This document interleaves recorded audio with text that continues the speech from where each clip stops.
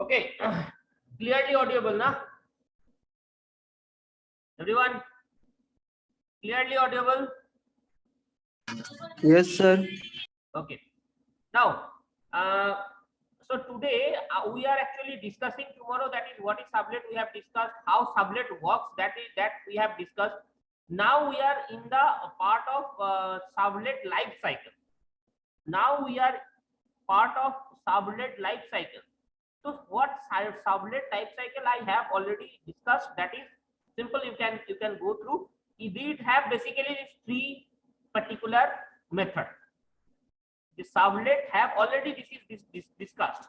The servlet API have only these three method. Basically, depending on these three method, this will work. So, init method for initialization, it will work. Service method for giving service, that is request and response. Both the service, it gives the service method. It will call the service method for both the request and response, both the things. So it gives service method and it use destroy method to server shutdown, to do server shutdown. Server को बंद करने के लिए आएगा destroy method. So init servlet have these three methods basically. अब इसके अंदर बहुत सारे और भी मेथड्स है, बट ये इसके अंदर काम करेगा. वो बाकी सारे जो मेथड्स है, that method will work inside this service method. तो अब सर्विस मेन थ्री यही तीन मेथड है, तीन मेथड के थ्रू सर्वलेट रन करेगा. नाउ हम ये समझाने का कोशिश कर रहे थे कैसे ये वर्क करेगा. Please see this. So this thing, this is very important for you. This is servlet life cycle. Please try to understand this very carefully. Here, gradually this line shows, this line actually all the lines. All the lines shows the time of the process. That means जो whole process servlet container धीरे धीरे जो ये line है, this line is called time. This is called, that means जितना तुम आगे बढ़ोगे, that means time goes. First you have to understand this thing. इस ग्राफ में ये जो दिखाया गया है डायग्राम में, this lines are called, this line is representing for time. That means धीरे धीरे जितना नीचे तरफ जाओगे, that means time increasing. This is time. Okay. So that means Sir, this will work fast. Sir voice clear नहीं आ रही है आपकी. क्लियर नहीं आ रही मतलब नेटवर्क इशू और कट कट के आ रही है, इस तरह का कुछ.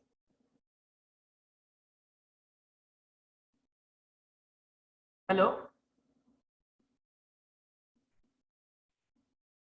Hello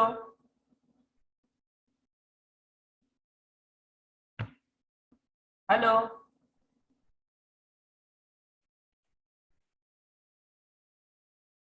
Audible. Sir voice clear नहीं आ रही है आपकी.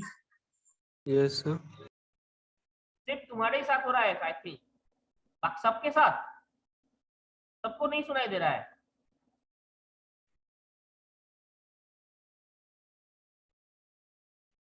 हेलो बोलो सब कोई, सबके साथ. मुझे किसी का मतलब कोई भी नहीं सुनाई दे रहा है, किसी को भी नहीं सुनाई दे रहा है.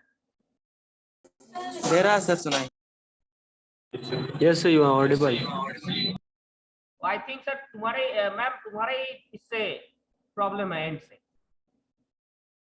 एक बार देख लीजिए. ओके नाउ सी ये जो सर्वलेट कंटेनर है, see very carefully try to understand. Servlet container से ये जो ग्रेजुअली इंप्लीमेंट हो रहा है, that represent time. That means gradually this is increasing means time is increasing. Here also. It means it shows this will call first, this will call second, this will call third, fourth, fifth, that in this way. So first there is these twos are very carefully try to understand. Servlet container is used to control the request, response and initialization part. So total overall control will be inside the servlet container. Overall control will be the servlet container, and there are a thread pool. Please see very carefully. There are a thread pool who is just responsible for creating the threads. threads to control the threads to run the subnets. Thread, it creates just its work is just create the threads, that means lightweight processes to control the sublet. ये सिर्फ thread बनाएगा, thread बना के छोड़ देगा. That is the thread pool. Thread pool का responsibility है खाली थ्रेड बनाना, और सबलेट कंटेनर का रिस्पांसिबिलिटी है कि हाँ इसके बाहर वाले जो सबलेट कंटेनर के बाहर जितना सारे रिक्वेस्ट रिस्पांस आ रहा है उस चीज को रिसीव करके आगे पास करना. दैट मींस दैट कंट्रोल्स कि कौन पहला आया कौन से. That is responsible for servlet container. So ये जो रिक्वेस्ट रिस्पांस पहला आ रहा है, रिक्वेस्ट 2 आ रहा है, ये how they are, this is response 1 response 2, because this is very initial, very frequency बहुत कम है. एक साथ एक सर्वर सोचो, गूगल का सर्वर को कितना फेच करता होगा पीपल, हर माइक्रोसेकंड में, माइक्रो मिली सेकंड में भी एक बार कॉल करता होगा. तो अब गूगल कंटेनर क्या करता है, सबलेट कंटेनर का रिस्पांसिबिलिटी है कि हाँ ये जो टाइम स्लॉट्स कितना, कौन पहले आ रहा है उसका रिस्पांस पहले दो, कौन बाद में आ रहा है उसका रिस्पांस बाद में दो. So that thing handling is the work of servlet container. Total request response scheduling, this is the part of servlet container. And thread pool का काम क्या है, just it is creating the threads to handle the, to give request and response for the subnet. So these are the two works, thread pool. Now first, when subnet, when Google server starts, when server starts क्या होगा, first it will initiate a subnet. ये subnet को just initiate करके छोड़ देगा. And subnet जैसे ही start हुआ, sublet को स्टार्ट कर दिया. Who starts this? Sublet container starts this. After that, this sublet will call the init method. Please try to understand this thing. So that is sublet के अंदर जो init method है, that is also called by whom? Sublet container. So that is जो भी methods है, जो भी यहाँ पे methods है, sublet के अंदर जो भी methods होगा, all the methods are called by sublet container. Sublet container will call the methods, all the methods, and it will do the giving the request response and all these things. So container का काम बहुत बड़ा है, हर चीज को पूरा control करना container का काम है. Now first जो मेथड कॉल होगा सबलेट के अंदर, आफ्टर इनिशिएट, फर्स्ट जो कॉल होगा that will call init method. So first init method will call, init method call करके ये एक इनिशियलाइज, सर्वलेट को इनिशियलाइज करके रख देगा. That means this is perform initialisation. That means servlet को रन करने के लिए इनिशियलाइजेशन में होता क्या है, please try to understand.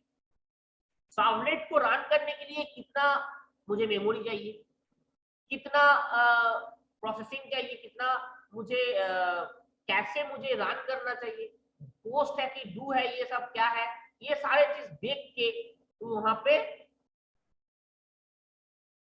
Ready करना इनिट मेथड का काम. एंड अगर ये इनिशियलाइजेशन नहीं हो रहा है, please try to understand, init method अगर रेडी नहीं हो पा रहा है, देन एक्सेप्शन को भी प्रिंट करना कि हाँ this is not happening, this is not happening by me. तो ये एक्सेप्शन को भी हटाना ये इनिट मेथड का काम.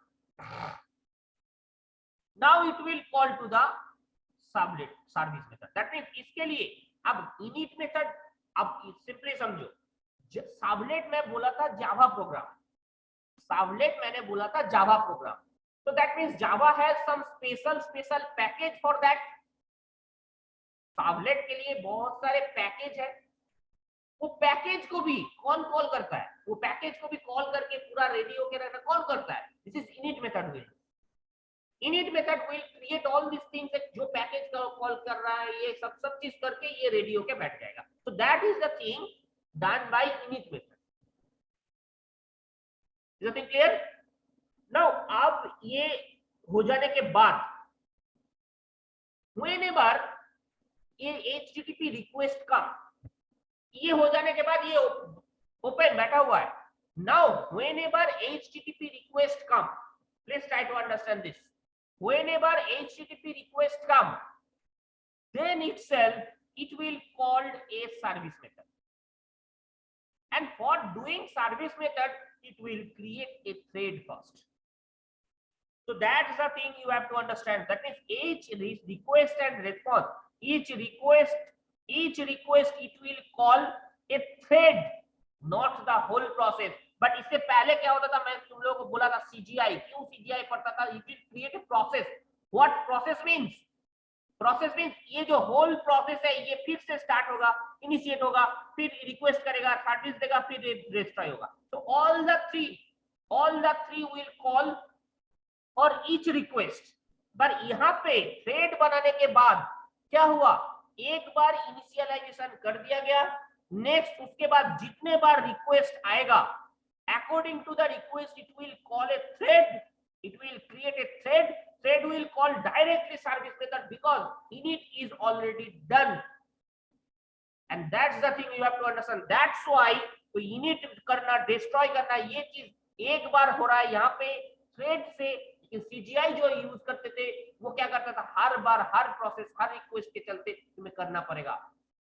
And that is why Sublet takes less time. Is that thing clear to you? इसीलिए Sublet टेक्नोलॉजी, जावा टेक्नोलॉजी पे बहुत ज्यादा फोकस हुआ. And now please try to understand. It will call init method, then it will call service method for each request. So see, पहला HTTP 1 आया, HTTP request 1 आया, एक thread बना. Thread क्या करेगा, डायरेक्टली सर्विस मेथड को call किया. And during this performance एक और अगर रिक्वेस्ट आता है या मोर देन वन रिक्वेस्ट आता है, मतलब 1 2 3 4 5 बहुत सारे रिक्वेस्ट आ गया, all will call a thread, create a thread and call service method individually. init method एक बार, उसके बाद जितने बार HTTP रिक्वेस्ट आएगा for all it will call service method directly. service method call, so first thread 1 service method call किया, ये perform कर रहा है. during that again HTTP request 2 भी आ गया, so again it will call service method दूसरा thread का call करेगा यहाँ पे. so thread 1 thread 2 and after performance it will give the response. Okay, it will receive the response. but अब ये क्या करेगा, जैसे ही रिस्पॉन्स दे दिया उसके बाद थोड़ा देर उसको बोलेगा नहीं, आप ब्लॉक कर दिया जाएगा, आप उसको ब्लॉक कर दिया जाएगा ताकि थोड़ा देर ये थ्रेड को खत्म करने में टाइम लगता है. तो दैट्स व्हाई ये थ्रेड जब तक खत्म ना हो तब तक इसको ब्लॉक कर देगा. मतलब आप ये रिक्वेस्ट HTTP रिस्पॉन्स नहीं कर सकते हो आप जब तक ये थ्रेड खत्म नहीं होगा. जैसे ही ये हुआ थोड़ा देर उसने वेट किया, उसके बाद थ्रेड को टर्मिनेट कर दिया गया. Who terminates this thread? Thread pool. देखा इसका काम हो गया, इस थ्रेड को टर्मिनेट कर दिया गया, इस थ्रेड को टर्मिनेट कर दिया गया. After termination again you can do, again HTTP request 1 कर सकता है, सेम मशीन से सेम रिक्वेस्ट आ सकता है. Again it will create one thread, it will do the service and give the response. But जब तक थ्रेड खत्म नहीं हो रहा, प्लीज दिस छोटा ये जो छोटा चीज है इस पे बहुत फोकस्ड रहना, ध्यान देना. जब तक थ्रेड खत्म नहीं हुआ तब तक इसको ब्लॉक करके रखेगा. Block all further request, wait to active threads to end. That means active thread जब तक एंड ना हो जाए तब तक ये थोड़ा सा उसको वेट करने बोलेगा. तो आ गया, हो गया, उसके बाद आप रिक्वेस्ट कर सकते हो. तो यहाँ पे थ्रेड एंड हो गया. आफ्टर दैट मान लो कोई एक्टिव थ्रेड अभी नहीं है, कोई एक्टिव थ्रेड नहीं है, that means Google server ends या किसी भी का server ends the task. Google के साथ तो होता ही नहीं है कभी. सो बट ये थ्रेड जैसे ही खत्म हुआ, कोई एक्टिव थ्रेड अगर उसमें नहीं है, then it will terminate servlet. See call destroy method to stop terminate the servlet. तो डिस्ट्रॉय मेथड कॉल किया जाएगा, सबलेट को टर्मिनेट कर दिया जाएगा. दैट मींस सर्विस में इनिट कॉल किया गया इनिशियलाइजेशन के लिए, डिस्ट्रॉय किया जा रहा है सर्विस मेथड को खत्म करने के लिए. तो सबलेट एंड्स उसके बाद terminate servlet, and then after that this container also shut down. So these are the total scenario how servlet will perform. Total scenario of how servlet will perform, and this is very important question. This is very important question. Servlet life cycle. Servlet life cycle तुम्हारा exam में जरूर आएगा, एकदम sure shot रख देना. Servlet life cycle जरूर आएगा. अब servlet life cycle please try to understand again. JSP का भी प्रोग्राम करोगे तो भी first JSP will convert into the servlet and then servlet will run. Actually your machine servlet will run. उसके लिए तुम्हें चाहिए क्या क्या, मैं आऊंगा. So that is the thing basically servlet life cycle. So एक बार init method कॉल होगा, एक बार destroy method कॉल होगा. जब तक ये थ्रेड रहेगा तब तक थ्रेड एंड्स, एक बार डिस्ट्रॉय हो सकता है. उसके बाद फिर अगर तुम्हें थ्रेड को ओपन करना है या कोई रिक्वेस्ट आ रहा है, रिक्वेस्ट आ गया है, so that thing it will do again, it will perform again. This total task it will perform again. Is the thing clear to you? Now server side programming में this HTML combination क्या किस चीज का होगा, किस चीज का combination होगा सर्वर साइड प्रोग्रामिंग में. This thing is very important to you. Server side programming में किस चीज का होगा. फर्स्ट HTML हो सकता है, जावास्क्रिप्ट हो सकता है, DOM what document object model, this is called DOM, and यही DOM actually performs the all servlet task. Servlet with the help of XML, with the help of XML. अब कैसे ये XML यहाँ पे हेल्प करेगा, मैं आऊंगा XML जब पढ़ाऊंगा उस टाइम पे तुम्हें समझ में आया कैसे ये XML इसको हेल्प कर रहा है. तो HTML, JavaScript, DOM and Java servlet, JSP ये सब को कंबाइन करके सर्वर साइड प्रोग्रामिंग किया जाएगा. दैट मींस HTML तो रहेगा ही उसमें, बट कुछ हद तक तुम्हें ये HTML जो होगा, please try to understand very carefully, हम लोग HTML ही यूज करेंगे, but HTML will be created dynamically. Please try to understand this. हम लोग ज्यादा कुछ कर नहीं रहे. सर्वर साइड में सिर्फ डेटाबेस कनेक्टिविटी छोड़ के, ओनली डेटाबेस कनेक्टिविटी पार्ट छोड़ के, अगर बाकी पार्ट तुम देखने गए वो HTML ही है. लेकिन HTML डायनामिकली किसी वैल्यू पे डिपेंड होके डायनामिकली HTML पेज क्रिएट हो रहा है. डायनामिकली HTML पेज क्रिएट हो रहा है. That we will do in server side programming. That's why it is called dynamic page. That means whenever you need, you create, and it will change the value within one particular example. HTML में क्या होता है, तुम एक static पहले से कुछ चीज लिख के रखे हो, अच्छा से समझना इस चीज. कुछ चीज पहले से तुम कुछ चीज लिख के रखे हो उस पेज में, तुम क्लिक करोगे वही पेज रन होगा, ना कोई वैल्यू चेंज होगा, ना कोई कुछ चेंज होगा, तुम वैल्यू चेंज नहीं कर सकते.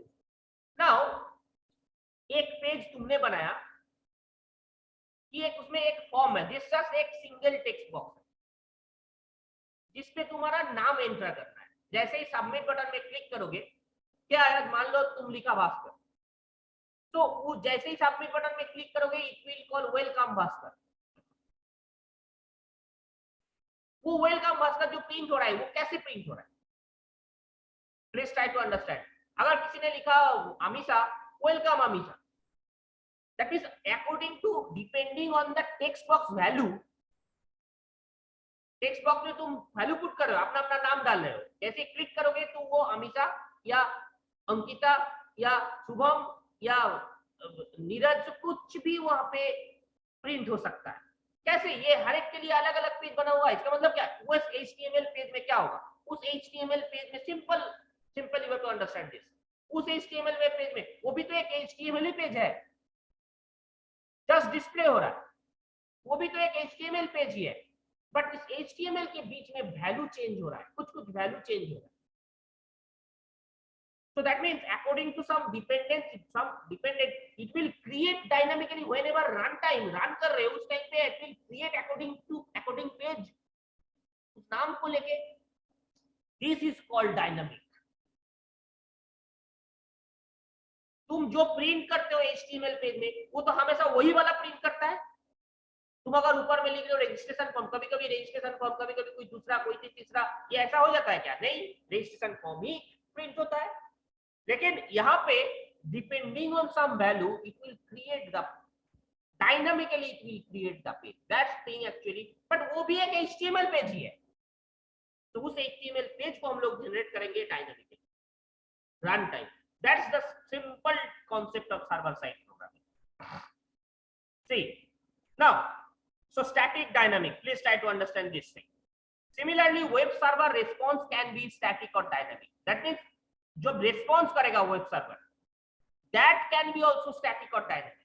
Static response कब होगा? जब normal HTML पेज बनाओगे. Static page, normal HTML page जब बनाता है तो ये static पेज, ये भी कहाँ सेव रहता है? सर्वर में ही सेव रहता है. But response will be the static. वो response क्या जब करेगा? वो static पेज को response कर रहा है.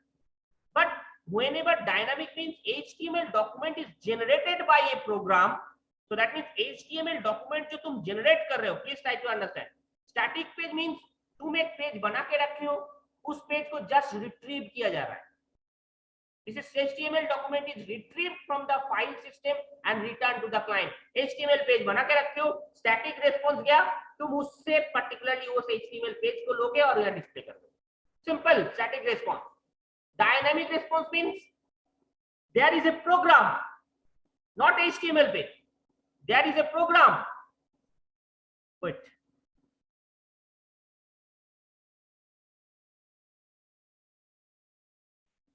So there is a program.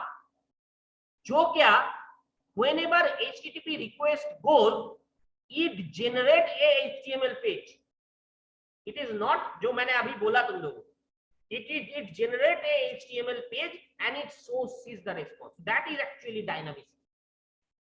That means HTML document is generated by a program in response to an HTTP request. जब request जाएगा और request जाने के बाद एक प्रोग्राम क्या करेगा? HTML डॉक्यूमेंट को जनरेट करेगा. HTML पेज पहले से बना हुआ नहीं है. That is static and dynamic. Now Java Servlet actually ये डायनामिक सर्वर रिस्पॉन्स के लिए यूज होगा, जो कि मैंने शुरुआत में ही बता चुका हूं. सर्वलेट डायनामिक सर्वर रिस्पॉन्स के लिए हम लोगों का यूज होगा. Now how? So HTTP, this is overview. HTTP request goes web server, and web server it will send the response to the object, and servlet will response create the object and proper object. It will create the HTML page, it will send the response and HTTP request. So that's a simple way. 1 2 3 4 simple. ये मैं बता चुका हूं बार बार. This is the thing. Now when servlet starts,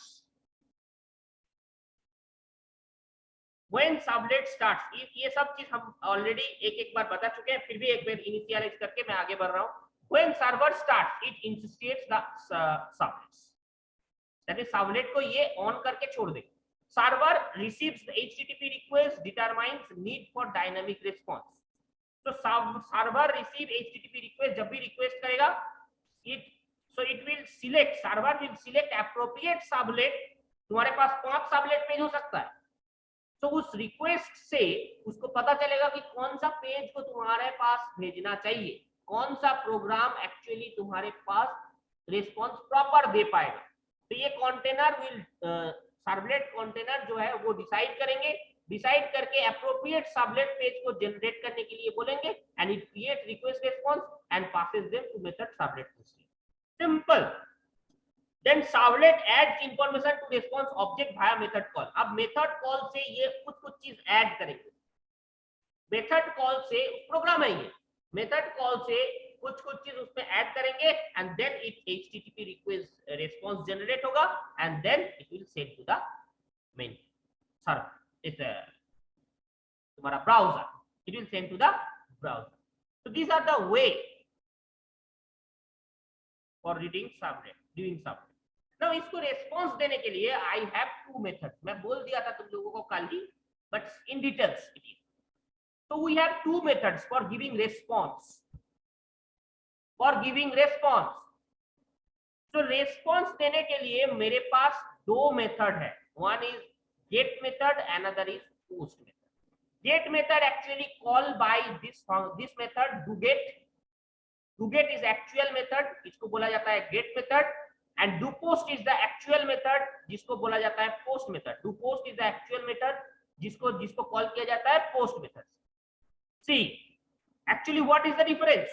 Whenever you click on submit here in HTML, see in URL में जो दिखता है HTTP जो ऊपर में लिखा हुआ रहता है, उसके साथ देखो key1 equal to value and key2 equals to value, जितना सारे पेज में वैल्यूज तुम डाले हो वो सारे वैल्यूज यहाँ पे शो करके जाएगा। दिस इज गेट मेथड, यहाँ पे शो होगा, but that is hidden for post method. See post method यहाँ पे दिखाएंगे, this is hidden for post method. से एक क्वेश्चन मार्क दे देगा उसके बाद, it will not give this value, that is यहाँ तक होगा, उसके बाद क्वेश्चन मार्क देके छोड़ देगा, ये वैल्यू पोर्शन नहीं छोड़ेगा, नहीं रहेगा। This is the only difference post, get and post. तो यहाँ पे तुम्हें समझ में आया होगा कि यहाँ पे Q1 वैल्यू अगर दिखा दिया तो दैट मींस अगर पासवर्ड फील्ड हम देंगे, पासवर्ड दिखाना चाहिए, नहीं दिखाना चाहिए, तो दैट मींस हम लोग जब पासवर्ड होगा तो उसमें गेट मेथड यूज नहीं करेंगे। अगर पासवर्ड फील्ड नहीं है, दैट इज कॉन्फिडेंशियल कुछ डेटा अगर मैं सेंड कर रहा हूं, then we should not use this get method. और अगर कॉन्फिडेंशियल डेटा नहीं है, कोई प्रॉब्लमेटिक पार्ट नहीं है, then you can use get method, but get method is lighter than post method। post method में वो वहां पे थोड़ा एन्क्रिप्शन लगाया जाता है, पोस्ट मेथड में वहां पे थोड़ा सा एन्क्रिप्शन लगाया जाता है, एन्क्रिप्टेड है वो, दैट्स व्हाई ये शो नहीं हो रहा। यहाँ पे एन्क्रिप्शन नहीं है, सिक्योरिटी वहां पे ज्यादा है, तो एन्क्रिप्शन करने के लिए मुझे टाइम लगेगा थोड़ा सा इसीलिए टाइम थोड़ा सा वहां पे ज्यादा लगेगा पोस्ट मेथड। बट इसीलिए मैं बोल रहा हूं जब भी तुम्हारे पास कोई कॉन्फिडेंशियल डेटा नहीं है, use get, it will be better off, because it will do the first part, first handling. But if you have confidential then don't use get, never. That is the difference between get and post. तो मैं बता चुका हूं, इसको in details लिखा हुआ है, go for it, no issue. Now how servlet handles data, this is interesting। how servlet handles data, that means जब तुम पहला ये जो पहला please try to understand this। जैसे कि मैं एक एग्जांपल तुम्हें दिया, ये एक वैल्यू है, मतलब एक फील्ड है टेक्स्ट, उस टेक्स्ट फील्ड में तुम कुछ भी लिख रहे हो, नेम लिख रहे हो, तुम्हारा अपना नेम लिख रहे हो, और वो कॉल कर रहा है welcome this, welcome Bhaskar, welcome Ankita, welcome Abhisha, welcome Neeraj, कुछ भी। ये जो वैल्यू चेंज हो रहा है, ये वैल्यू इसका मतलब क्या ले रहा है, वो वैल्यू HTML पेज से, और मेरा जो पहला पेज है वो HTML पेज है। Am I clear or not? जो पहला पेज मैंने बनाया वो एक फॉर्म है, जस्ट इट इज फॉर्म। सो एक फॉर्म है जिस फॉर्म के थ्रू मैं जस्ट उस पेज को कॉल कर रहा हूं, सिंपल सा चीज है, जस्ट मैं उसको कॉल कर रहा हूं। अब यहाँ पे देखो, दैट इज उसको जो लेना लिया जाएगा, वो वैल्यूज जो लिया जाएगा, उस वैल्यू को लेने के लिए हमको मेरे पास कितना मेथड है, कौन सा मेथड है? I have get parameter method, first one. So get parameter method, so this is called how to handles data parsing automatically from the following methods. That means data parsing कैसे होगा, data वो जो गया HTML to उस page में गया, welcome this, ये जो लिया गया इस पेज को, इस वैल्यू को लेने के लिए get parameter is the method. But ये मेथड कहां रहेगा? Obviously this method is inside the service method. Please I will show you that. So get parameter will take the value of that particular field जिसके अंदर तुम text field लिख रहे हो। जैसे हम भास्कर डालें, ये जिस टेक्स्ट फील्ड में तुम लिख रहे हो उस टेक्स्ट फील्ड का वैल्यू को इसने लेगा get parameter method. And get parameter values means if I want to input multiple value, that means check box मान लो, चेक बॉक्स में क्या होता है, हम क्या बोले 4 5 6 कुछ भी हम ले सकते हैं ऑप्शन, 4 5 6 सिलेक्ट कर सकते हैं, मल्टीपल वैल्यूज सिलेक्ट कर सकते हैं। उसके लिए हमको चाहिए get parameter values, multiple values को इनपुट लेने के लिए, and get parameter names if you want to call this method if you want a complete list of all parameters in the current request, that means जितना parameter है सबका value को एक साथ लेने के लिए get parameter names, that means मान लो तुम्हारे पास नाम है, एड्रेस है, फादर्स नेम है, ऑल द फील्ड्स, सारे फील्ड्स को एक साथ लेने के लिए आएगा get parameter names. That means please try to understand again, अगर तुम्हारे पास साइन इन करने वक्त सिंपली देखो नेम एंड पासवर्ड दोनों हम लोग देते हैं, या आईडी और पासवर्ड दोनों हम इनपुट करते हैं, it will go to the database, database में चेक होगा। तो इस दोनों को लेने के लिए हम लोग ज्यादातर गेट पैरामीटर नेम्स यूज करेंगे, दोनों को वहां से फेच किया गया। तो all the list parameter, complete list of all parameter, जितना सारे वैल्यू है सबका वैल्यू यहाँ पे ले लेगा। So this is get parameters name. So this is the thing to receive the data from the HTML page. Now example, please go through the example. Example में देखो, इस example को अच्छा से देखना, ये पूरा प्रॉपर पूरा एग्जाम्पल नहीं है, ये आधा पोर्शन है, बस द इनिशियल पोर्शन है, जस्ट द इनिशियल पोर्शन यहाँ लिखा हुआ है, अच्छा से देखो। फर्स्ट जो भी पेज है that is come from HTTP servlet, मैं शुरू से ही बोलते आ रहा हूं तुम लोगों को, ये HTTP servlet is the class जिस क्लास के अंदर सारे HTTP पेजेस है। सी इस पर्टिकुलर इसमें यही चीज लिखा हुआ था, दिस पर्टिकुलर स्लाइड, मैंने बोला था इसको तुमको बाद में बहुत अच्छे से समझ में आएगा।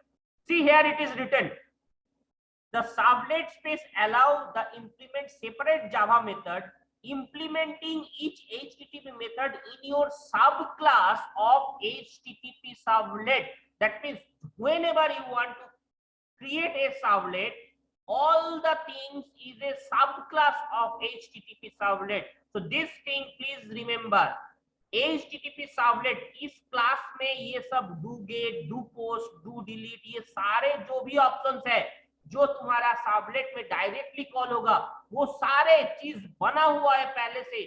In which class, this class.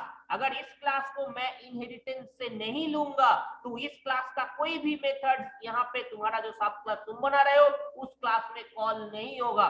तो ये एक क्लास है जिस क्लास में सारे ये जो प्री डिफाइंड फंक्शंस है, all predefined function is stored and that class is also inside this javax.servlet javax.servlet.http package. That thing you have to remember, ये पैकेज के अंदर ये HTTP सर्वलेट एक क्लास है, जो क्लास के अंदर सारे ये डू गेट, डू पोस्ट, जो भी गेट पैरामीटर, ये जो भी फंक्शंस मेथड हम लोग यूज करेंगे, all the methods is created and previously stored, you have to call it and use it. Clear हो गया? ये पेज में, इसीलिए मैं बोला था ये पेज तुम्हें बाद में समझ में आएगा। So please see here example. Please go to the example and see. So HTTP servlet is actually doing all the tasks, and your class जो कि इस क्लास को इनहेरिट कर रहा है, your class जो कि इस क्लास को इनहेरिट कर रहा है, extends, please extends, इसको देखो अच्छा से, extends मतलब it is a inheritance property. So it actually uses the inheritance property, and HTTP servlet जो क्लास पहले से बना हुआ है उस क्लास से मैंने एक सर्वलेट पेज बनाया, जिस सर्वलेट हेलो एक पेज बनाया, जिस पेज को जिस एक्सटेंड किया सर्वलेट इसको। नाउ फर्स्ट थिंग तुम्हें गेट मेथड को कॉल करना होगा। See do get void method, please try to understand.